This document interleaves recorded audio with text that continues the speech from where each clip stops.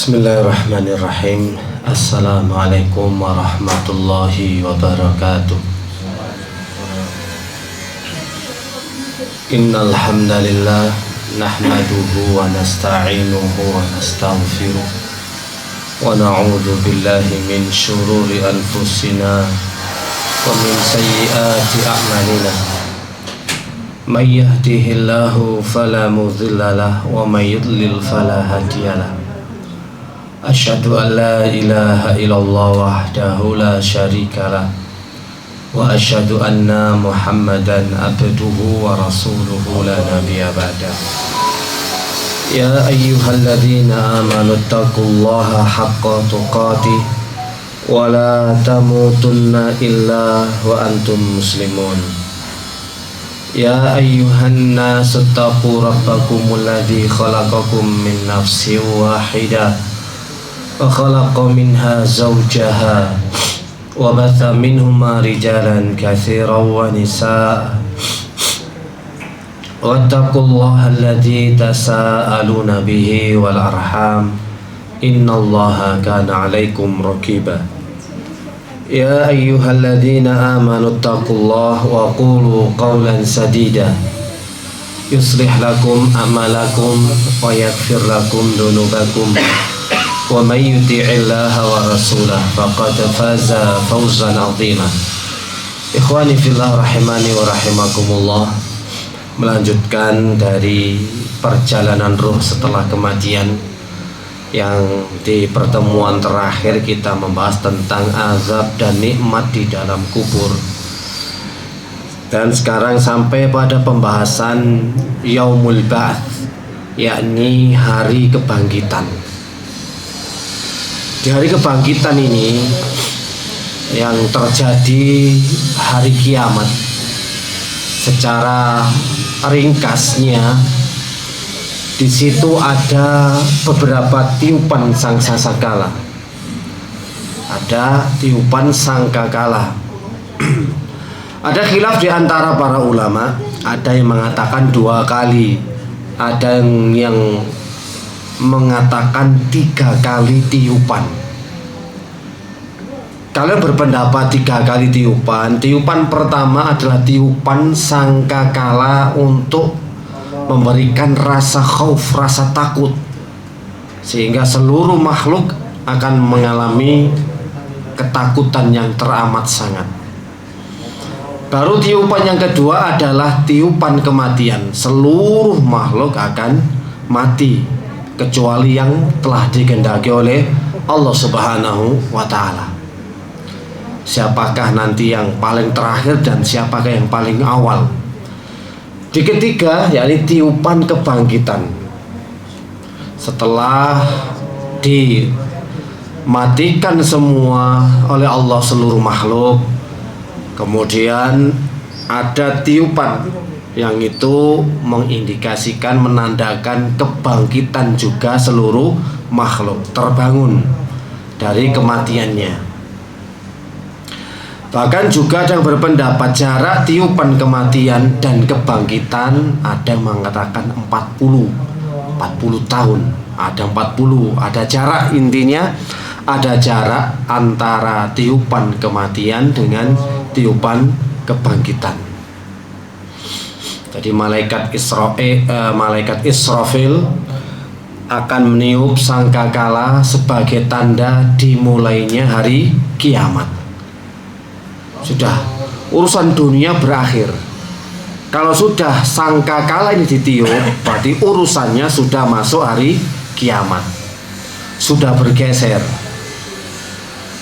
Yang kemarin kita bahas, yakni alam barzah, alam kubur, sudah bergeser, akan berpindah semua ke alam kiamat, hari kiamat sudah dimulai.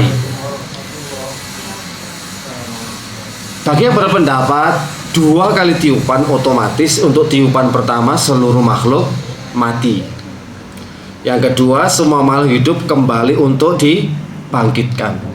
Dalilnya di surat Az-Zumar ayat yang ke-68. Wa nufikha fis-sur fasa'iqa min man fis samawati wa man fil ard illa man Allah thumma nufikha fihi ukhra fa idahum qiyamun.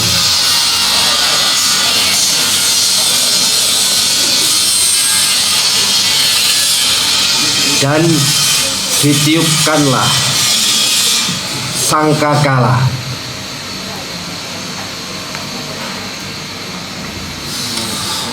maka matilah siapa yang ada di langit dan ada di bumi. Ditiupkanlah sangkakala, maka matilah siapa yang ada di langit dan yang ada di bumi, illa man Allah, kecuali siapa yang Allah kehendaki. Semua yang ada di langit dan semua yang ada di bumi akan mati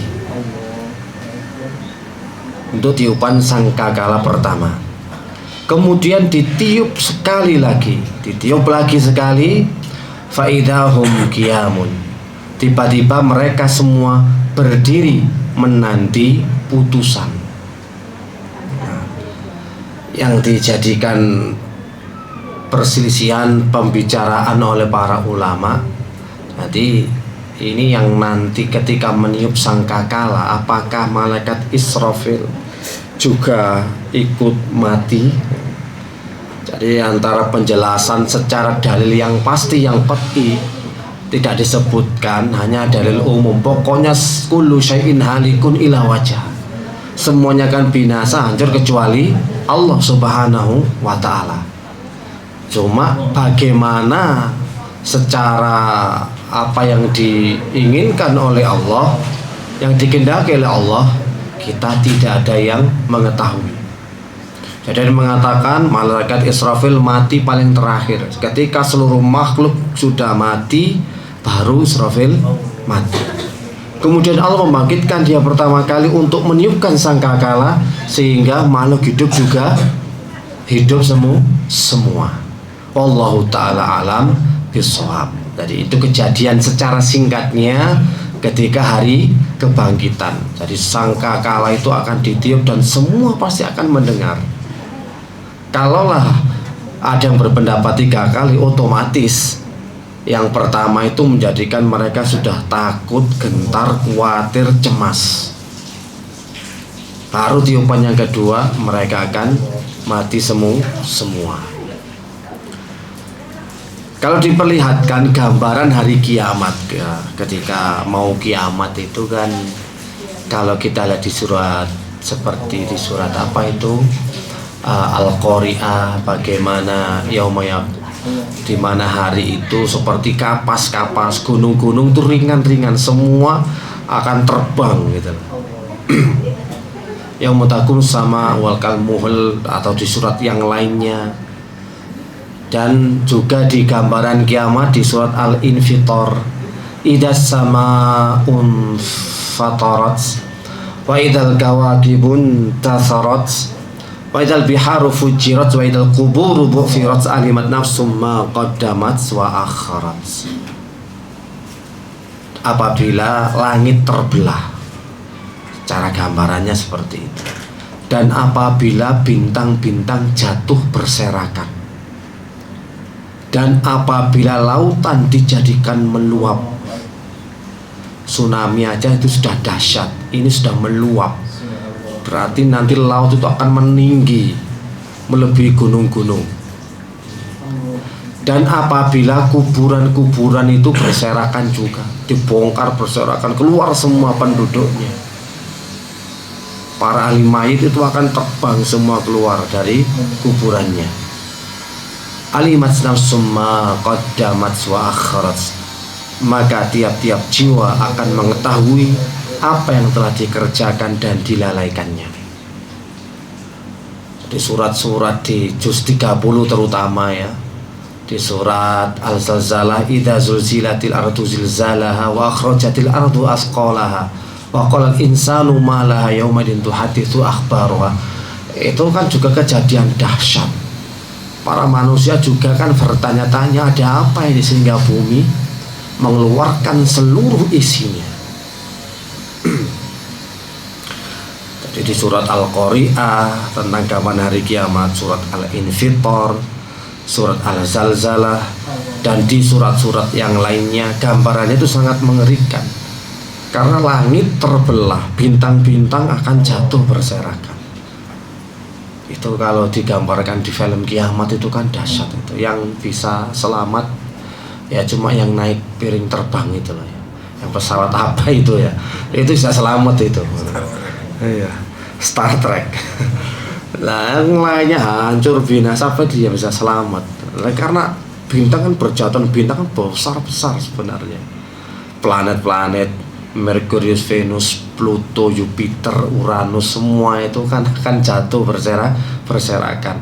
Gugusan Bima Sakti, gugusan bintang-bintang, galaksi-galaksi yang di luar angkasa itu kan jauh lebih besar daripada bumi. Dan nanti ketika sudah datang hari kiamat, yang ada di perut bumi dikeluarkan, yang ada di bawah seperti laut nanti juga akan meluap tinggi. Mungkin nanti juga ya seperti tambang emas, perak, nikel, semuanya akan juga dikeluarkan. Dan yang ada di atas dijatuhkan berserakan. Langit, bintang, matahari, bulan, semuanya ditempun dan disiji pres. Gambarannya sangat luar biasa, dahsyat.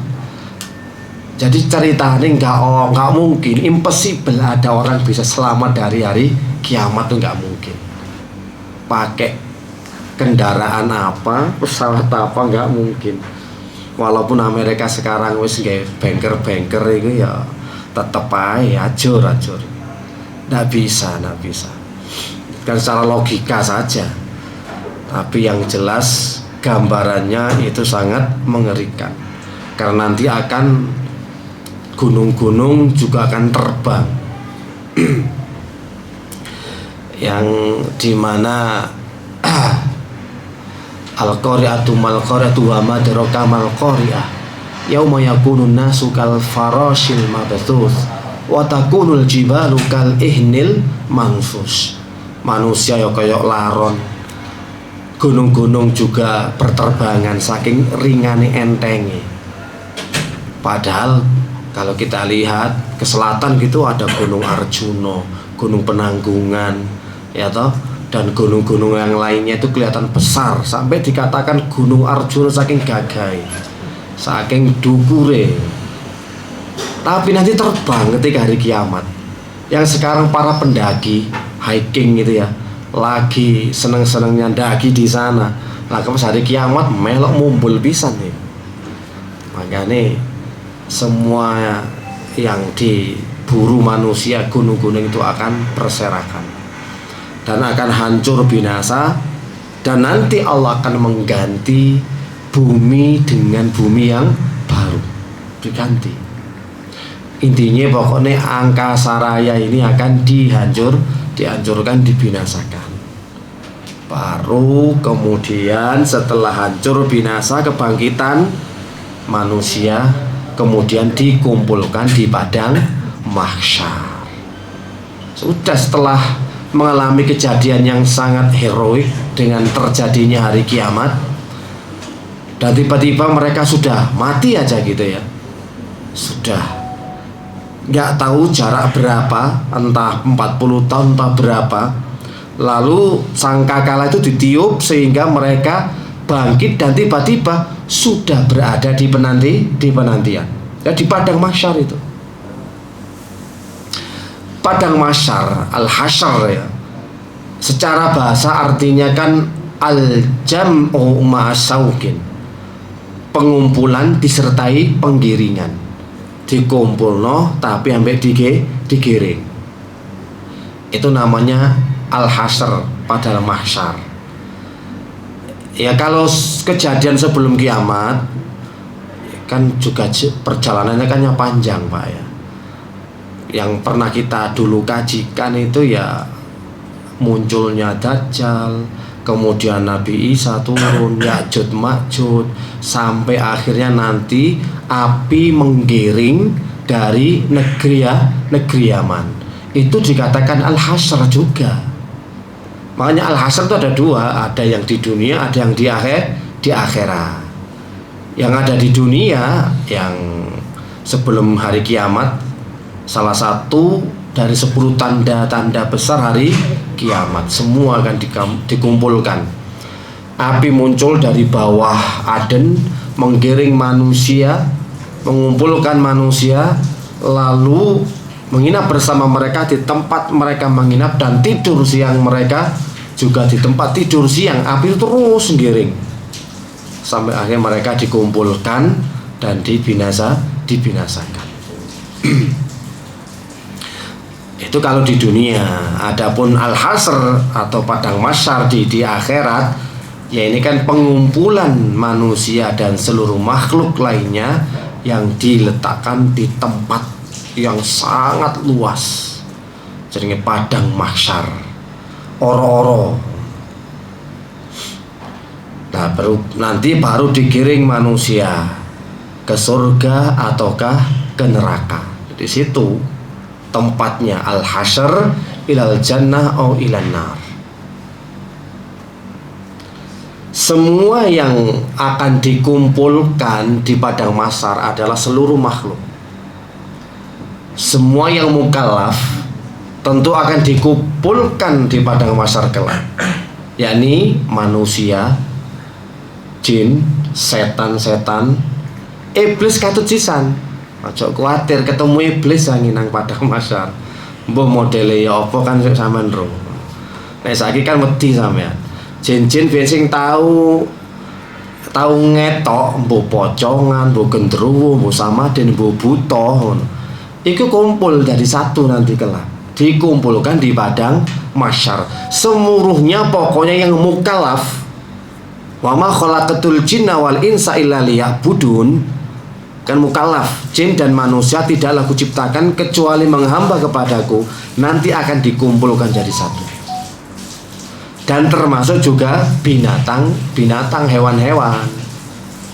Pokoknya yang pernah muncul dan bernyawa di muka bumi ini nanti akan dikumpulkan bareng. Sebagaimana dalam surat Al-An'am ayat yang ke-38. Wa ma min dabatin fil ardi wa ma ta'irin yatiru bi janahaihi illa umamun amsalukum wa ma faratna fil kitab min syai'in thumma ila rabbihim yuhsyarun. Tiadalah binatang-binatang yang ada di bumi dan burung-burung yang terbang dengan kedua sayapnya, dan melainkan umat juga seperti kamu. Tiadalah kami alpakan sesuatu pun dalam kitab, kemudian kepada Tuhanlah mereka dikumpulkan. Binatang, ya burung-burung dan seluruh makhluk akan dikumpulkan oleh Allah Subhanahu wa ta'ala di dalam padang mahsyar.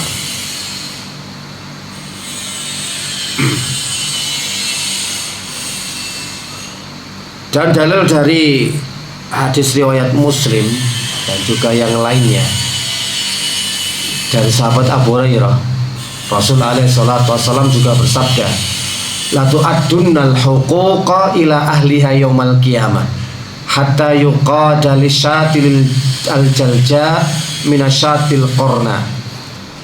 Semua hak pasti akan dipenuhi kepada pemiliknya kelak pada hari kiamat.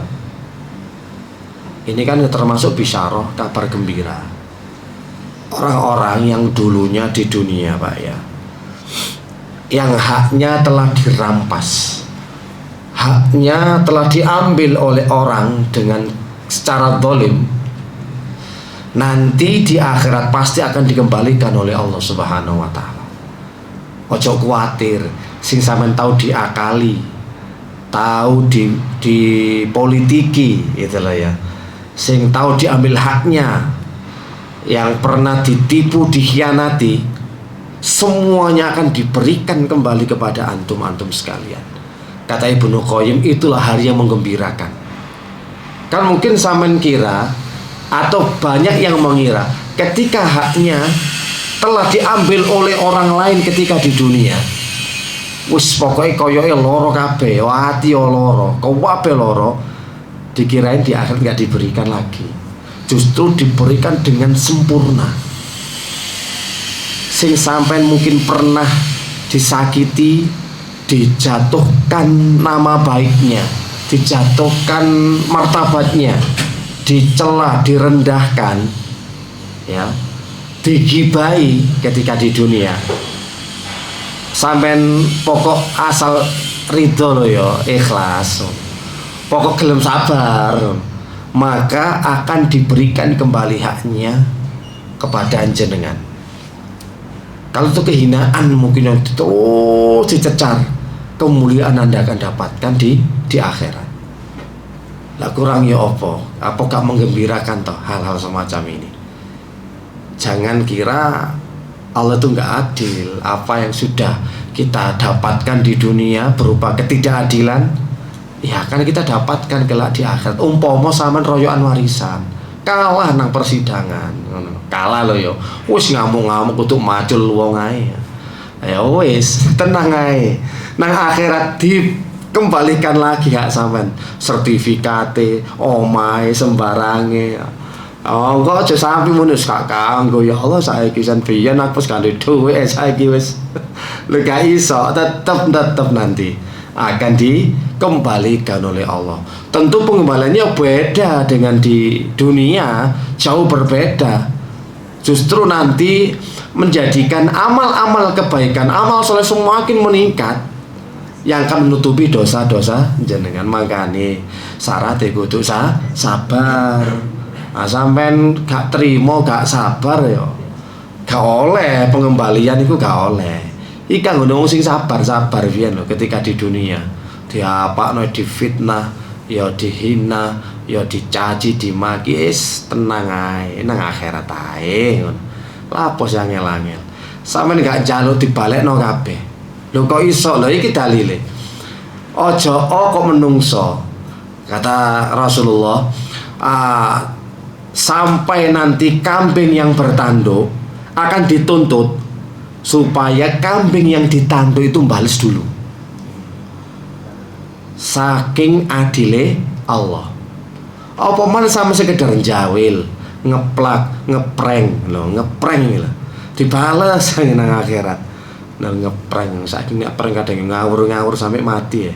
Nang gunung dijungkrakno, ya mati ngelondong. Lah iya, iki jeneng gak ngerti gak tidur.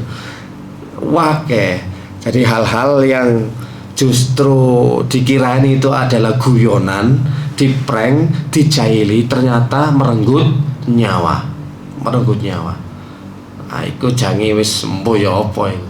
Nang akhirat ya wis dibalekno nyawane. Dan nanti diberikan tentunya balasan oleh Allah Subhanahu wa taala. Di makhluk dikumpulkan semua sampai nanti diadili satu persatu. Binatang-binatang yang pernah menyakiti binatang lain akan dibangkitkan oleh Allah, disuruh balas semua, baru kemudian dihancurkan. Wis minggir wis Kak. Wis gak kanggo wisan iki pelengkap-pelengkap dunia. Cuma sebagai pelengkap. Ya, baru untuk menungso mbek jin. Iki sing diadili seadil-adilnya. Nah, jin sing tau ganggu, sing tau ngeprank, lampu mati, lampu mesin mati. Wah, iku jange dituntut. Oh, tadi iki sing ngeprank aku genderuwo. Nah, iki lho umpama ngono kan. Makane ini gak disebut gak terima kaya nuntut jange nang aku ngono. Aku terus disebut iki. Nuntut, makane hati-hati. Semua bisa saling menuntut nanti. Ya diadili oleh Allah Subhanahu wa taala.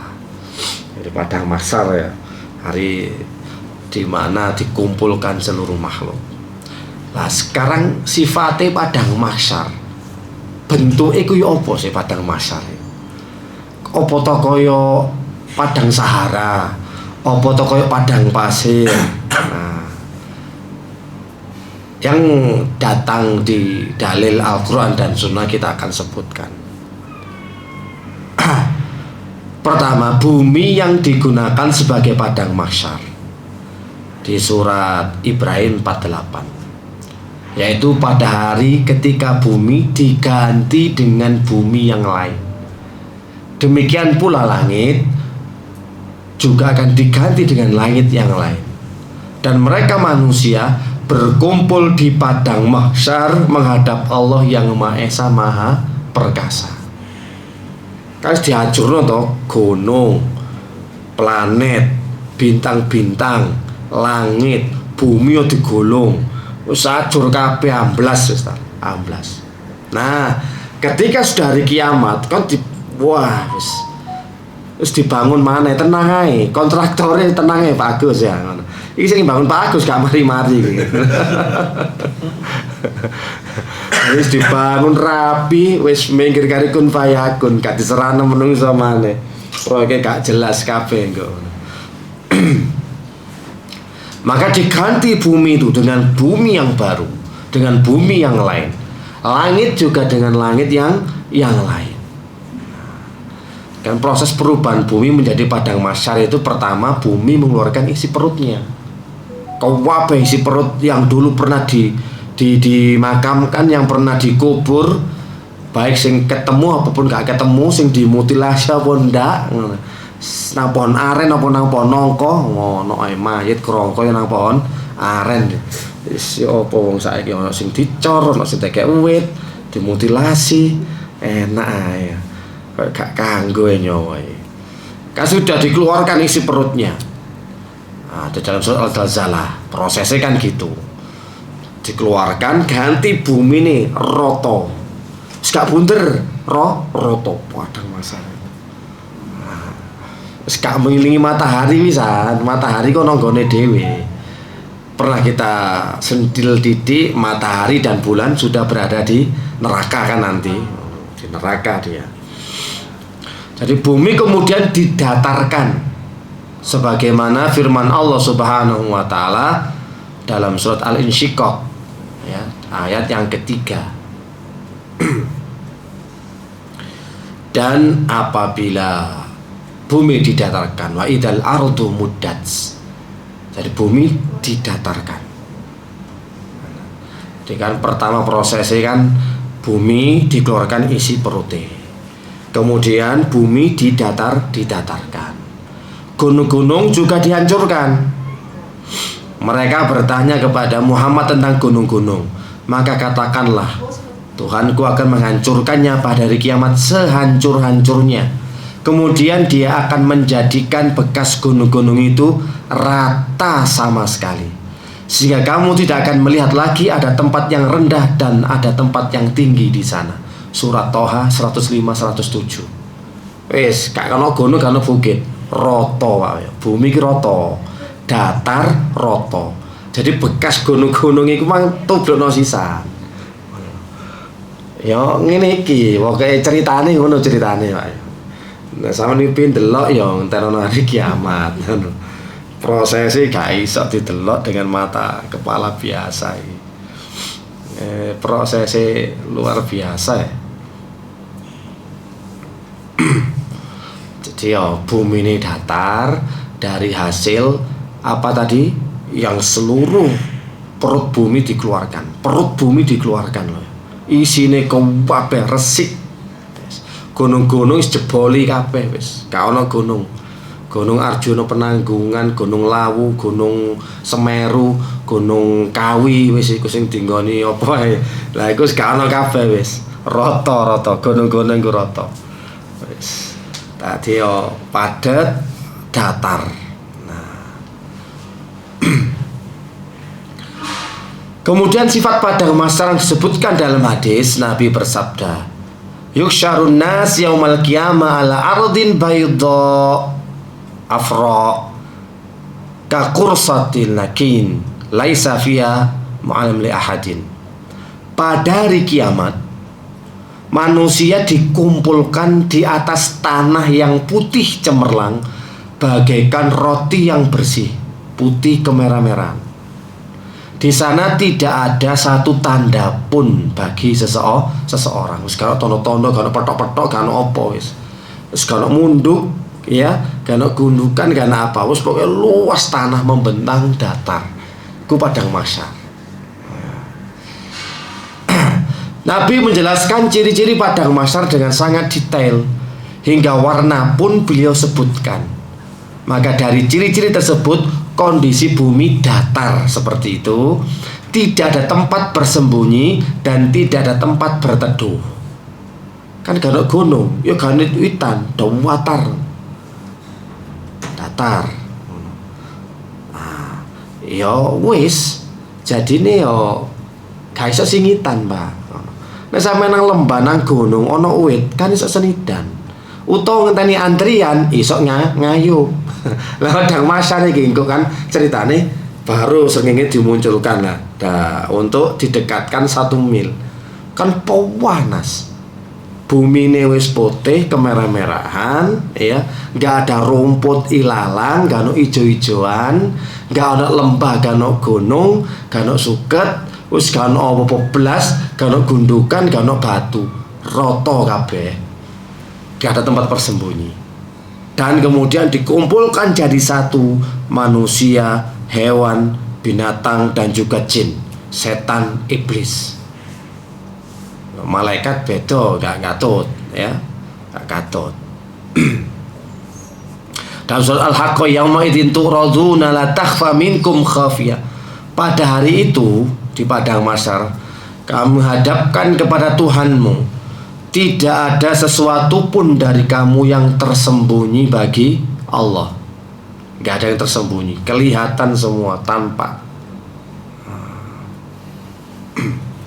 Jadi di padang mahsyar itu ya bumi ini ya bumi yang telah disebutkan tadi. Jadi al-hasyr di akhirat, padang mahsyar.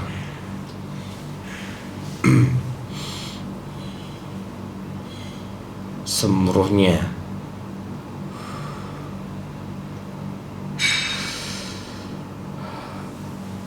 sifat padang mahsyar, maksud para ulama memang sedikit ada perbedaan tentang maksud bumi diganti dengan bumi yang lain. Ya, maksudnya adalah tetap bumi yang lama namun mendapatkan modifikasi dari Allah Subhanahu wa Ta'ala. Itulah padang mahsyar. Jadi bumi tetap ini tapi sudah dimodif. Sebagian ulama mengatakan demikian. Yo upgrade lah, bagus ya, upgrade bumi ini ku mau loh ya. Tapi sampean gak katut borong nang kene konstruksi ini. Melok-melok menungso pokoke wis.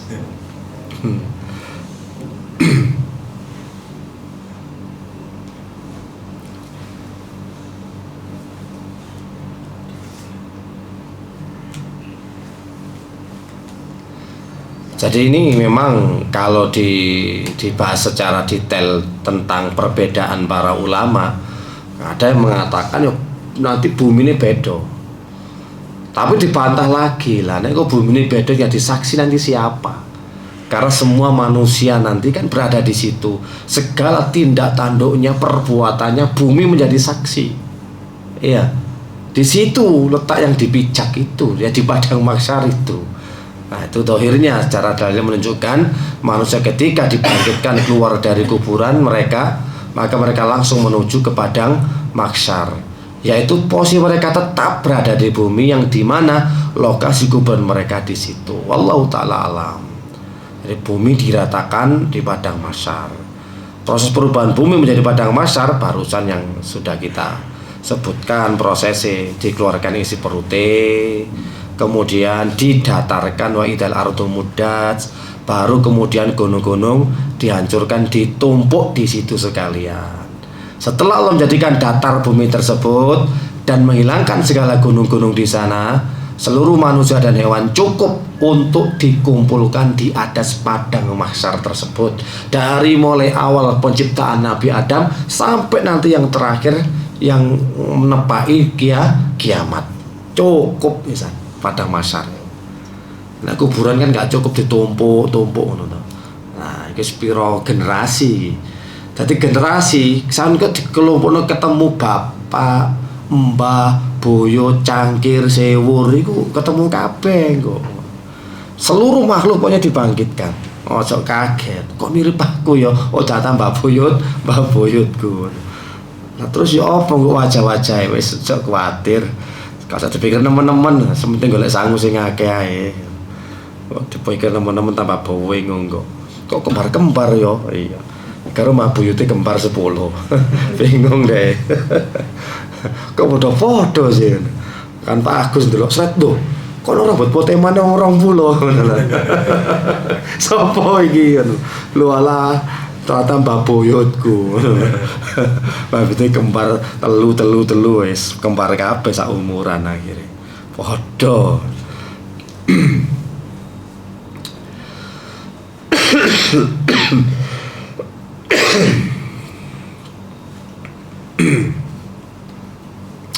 Kemudian proses al-hasr sekarang prosesnya. Pertama kali yang akan dibangkitkan itu adalah Nabi Muhammad sallallahu alaihi wasallam. Dalam sebuah hadis, ana sayyidu waladi Adam yaumal qiyamah wa awwalu man yanshaqqu anhul qamar wa awwalu safi'i wal mumsakfi. Aku adalah pemimpin anak Adam pada hari kiamat kelak. Aku adalah orang yang paling pertama keluar dari kuburan. Dan aku adalah orang yang paling dahulu memberi syafaat. Dan aku adalah orang yang paling dahulu dibenarkan memberi syafaat. Jadi kan semua itu padang mahsyar sudah terhampar. Dan nanti manusia yang pertama kali dibangkitkan adalah Nabi Muhammad Sallallahu Alaihi Wasallam. Udah, dalilnya jelas. Nabi nanti yang pertama kali. Dan yang nanti berhak memberi syafaat yaitu syafaatul uzma. Syafaatul uzma itu adalah nanti Rasulullah Sallallahu Alaihi Wasallam. Sehingga makanya karena semua nggak berhak, ketika manusia berbondong-bondong menuju dari mulai Nabi Adam, Nabi Isa, Nabi Ibrahim, Nabi Musa, gak akan ada yang bisa memberikan syafaat. Nunggu dulu siapa? Rasulullah Sallallahu Alaihi Wasallam. Karena aku adalah orang yang paling dahulu memberi syafaat dan aku yang paling dahulu dibenarkan dalam memberi syafaat.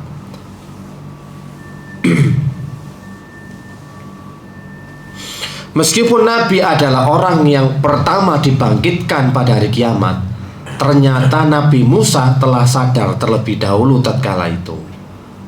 Jadi jangan kamu lebihkan aku terhadap Musa, karena nanti saat seluruh manusia dimatikan dan akulah orang pertama kali dibangkitkan, namun saat itu aku melihat Musa sedang berpegangan sangat kuat di sisi arsy. Aku tidak tahu apakah dia termasuk orang yang dimatikan lalu bangkit lebih dahulu daripada aku, atau dia termasuk di antara orang-orang yang dikecualikan oleh Allah tidak dimatikan. Dalam hadis ini pun juga Rasulullah sementing ketika bangun wis ono Nabi Musa. Nabi Musa ini para nabi dhisik. Dia nggak tahu atau dibangkitkan sebelum aku. Nabi nggak tahu apakah Nabi Musa dibangkitkan lebih dulu darinya atau tidak. Akan tetapi datang riwayat bahwasanya manusia akan dikumpulkan di atas kayu, yakni setelahku. Dan setelah itu manusia dikumpulkan dalam kondisi telanjang, belum disunat, tidak beralas kaki dan tidak ada yang dibawa satupun. Kondisinya. Di proses hasr ini Nabi yang pertama kali dibangkitkan. Yang kedua, manusia dikumpulkan dalam kondisi telanjang, belum disunat, tidak beralas kaki dan tidak membawa apa-apa. Gak ada lagi yang dibawa. Wes telanjang bulat seperti ini. Sebagaimana kita dilahirkan juga tidak membawa apa-apa, nanti ketika dibangkitkan juga tidak membawa apa-apa, kecuali nanti yang dilihat adalah amalan kita dan hati dan amalan kita.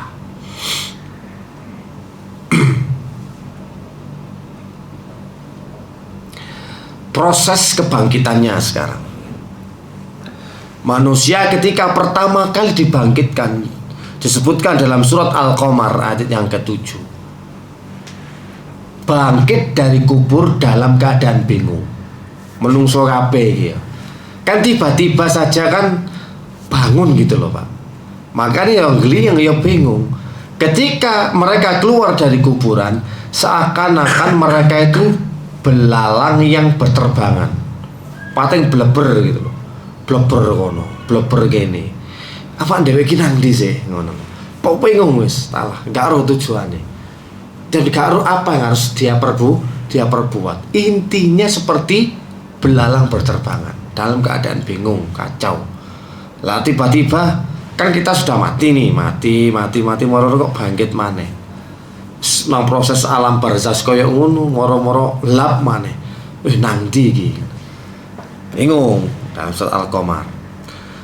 Setelah itu yang kedua prosesnya, manusia diarahkan dengan suara dalam surat Toha ayat 108 itu. Pada hari itu mereka mengikuti panggilan penyeru malaikat tanpa berbelok-belok dan membantah. Dan semua suara tunduk merendah kepada Tuhan yang Maha Pengasih. Sehingga yang kamu dengar hanyalah desisan. Mereka diarahkan ke sana, ke sini, mengikuti petunjuk arahan dari suara. Dan tidak terlihat, suara tidak terlihat. Wis pokoke ana swara, oh ya wis ngono ae. Wis padha karo sampean nek bandara ngono ya. Kan gak ero wong iso ngomong ki sapa sih. Ha iya. Kok suarane koyo penasaran ngene bagus ya. Sapa kira-kira iki ya? Perhatian ngono ngono. Penerbangan dengan pesawat Garuda ngono. Wah kan bingung, tekon ndi ngomonge. Kantor ya nang ndi. Yang cilik apa wong gedhe nek suarane kok ya gawedhe. Wis pokoknya ngikuti arahan. Masuk gate 7 ya gate 7. Ngono wis. Nek melok namanya nyasar. Lah karena mereka kan bingung. Lapo iki? Ya kecuali harus mengikuti arahan. Diarahkan oleh suara. Jadi proses iki sik panjang ngene iki. Sawangane moro ya wis bangkitkan dalam keadaan telanjang wis ngono wae. Woi iku sik proses sik dawa. Ya. Baru kemudian ono suara. Karena mereka kan bingung, makanya kan kayak beras diinteri. Terus saya karena ketidakpastian itu loh. Apa yang harus dia kerjakan, apa yang dia lakukan. Makanya dalam satu riwayat ketika menunggu penantian yang berada di padang mahsyar itu sampai 40 tahun. Lah ya apa bingung. Lapo iki? Rono rene rono. Ya samane ndak ceritane nang hati kan gampang. Gelis ya. Nabi Adam gak iso ke syafaat, ganti nang Nabi Ibrahim, Nabi Musa, Nabi Isa, ada tuh Nabi Muhammad. Iku gak sedino iku. Gak sedino dhisik. Wah, enak lah. Di proses nang padang masa tuh berdiri menunggu penantian selama 40 tahun. Ngenteni ya opo iki loh padang mahsyar. Oh, ternyata ngono. Kemudian matahari didekatkan. Kon sekumpul dhisik matahari didekatkan. Kan cek bingung iki. Matahari didekatkan apa nek gak nteromos gak karu-karuan. Cuma di padang mahsyar ini sebelum matahari didekatkan seukuran 1 mil. 1 mil itu ya setara dengan 1,5 kilo lah ya paling 1 mil itu ya. Atau 1,6 delok nang AI kok ya. 1 kilo, 1 mil berapa kilo ngono. 1 mil jarake nang luar negeri kan mil kabeh. Berapa mil. Kene kan gak ngerti mil iki ya. Nek mel ngerti, ayo ngemel. Ngerti. Tapi nek mil itu ukuran internasional. Sini kilo, berapa kilo? Sekitar 1,5 atau berapa memang. Jadi 1 kiloan lah jaraknya antara bumi dan matahari didekatkan 1 kilo. Ya deket dong 1 kilo. Parek loh 1 kilo itu. Naik gunung itu berapa kaki, berapa ribu kaki ya ono sih. 1.600 berapa kilo Mas? Gak ngerti kan ya? Siku ae didelok ngono. 5 kilo. Penanggungan itu 5 kilo. Nek PP ku 10 kilo, Pak. Dalam ketinggian 1653 sekian. Iku 5 kilo nek ditempuh jarak lah ya. Sing daki-daki gunung iki lho sing wingi. Iya. Oh, berarti ngono. 1600. 5 kilo. Ati sak kilo lho tidak maneh penanggungan lho kan ketok. Pucuk lho ketok. Lah matahari kok tambah widak. 1,5 kilo. Iya, kene nang ndi sih rumah sakit ndi? Lho karek ngudikno tok lho ya widak ta lah. Kopo. Ae. Wis gak kobong maneh mengangah ya. Cuma kan memang dikasih pakaian dulu, dikasih pakaian. Dan sesungguhnya makhluk pertama yang diberi pakaian pada hari kiamat adalah Nabi Ibrahim alaihissalam di hadis riwayat Bukhari. Telanjang seret nanti akan dikasih pakaian. Dan yang pertama kali memakai pakaian itu adalah Nabi Ibrahim. Prosesi ini padang masar ini sing suwe, Pak.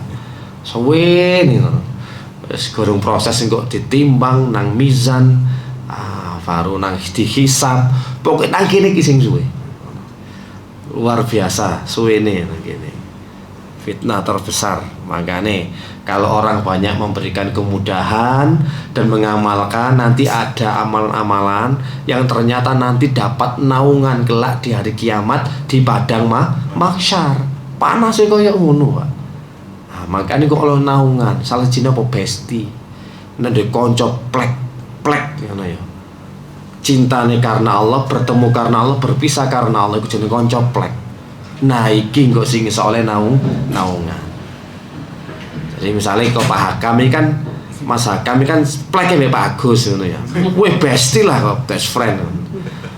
Ternyata nang dunya iku bestie, nang akhirat dadi bestie. Wih oleh naungan wong loro iki. Kuwabe kepanasan ngono ya. Mas Rizal pawanas, Pak Agus ngayup dhewe. Masyaallah tuh enak gambarane. Lah ya karena apa?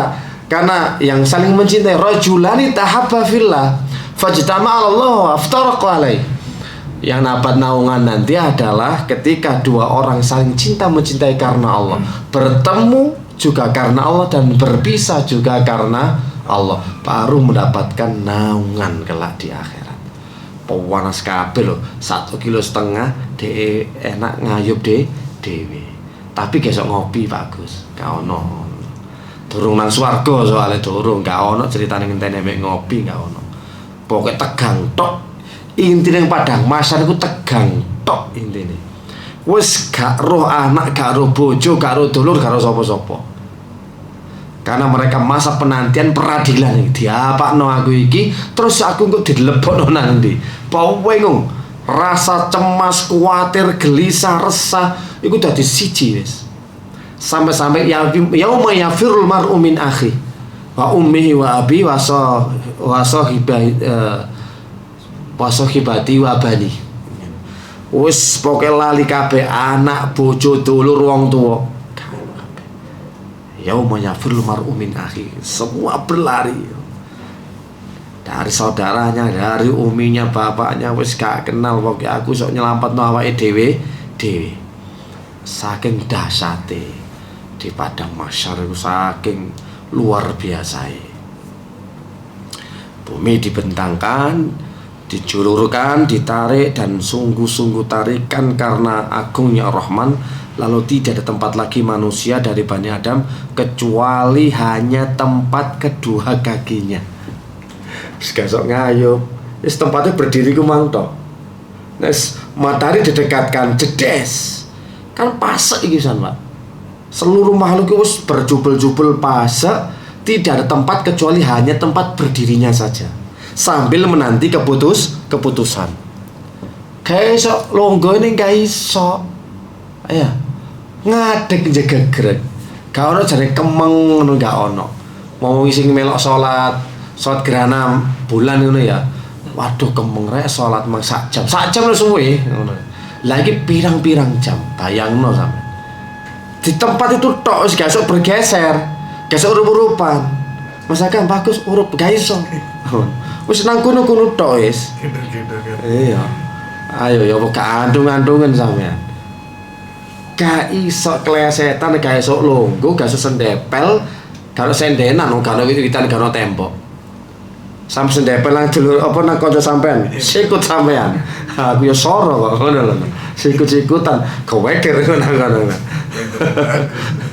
Ya, gak iso. Jadi di tempat berdirinya itu saja. Nah, kan gambarannya mulai kan sampean mulai pusing ini kan, mulai bingung. Ya Allah, kecuali tempat kedua kakinya. Wis, plek ya plek wis. Kok sampean pas soft nang baris ngono. Plek ya plek wis mepet rapet-rapet. Ya apa rasane? Mengene tok kan ngenteni. Ya apa? Ya apa? Ya apa? As. Mbah wis bingung karo wis. Kayak iso diibaratno, makanya tidak bisa diibaratkan. Simulasinya ya apa gak ngerti. Di padang mahsyar itu. Kalau filmnya bingung nih, apa menakutkan ya. Ya di film lo bagus. Tokoh utama loh ya. Matanya kompor mana? Dukur harus sering gini man. Ya Allah. Ya apa jange Gus. Box office. Box office ini jelas nih. Bintang baru. Ngale-ngale Antonio Banderas.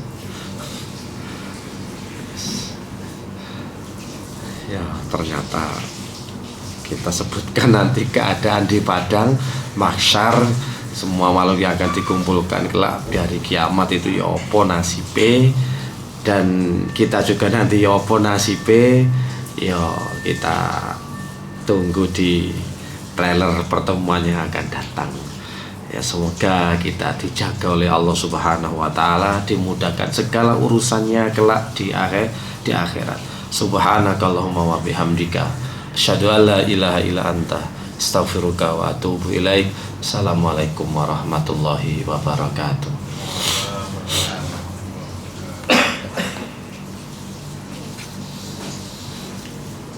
Yang merasakan cemas itu apakah orang-orang yang hanya banyak melakukan dosa atau Seluruhnya nanti di padang mahsyar, seluruhnya di. bahkan yang beramal soleh? Oh iya, semuanya penantian itu gak ono sing tenang. Seluruhnya. Keadaan itu seluruhnya. Yang beramal soleh aja cemas, apalagi yang berdosa itu. Nah, iya. Minjem makan sama Pak Agus tuh. Ya enggak, ya kamu rasa. Kan tadi apa contohnya ngomong dulu. Kayak film ya. Mau pakai baju ya? Ada. Nah, disensor itu nih. Tinggal tadi dulu. Ganti-ganti.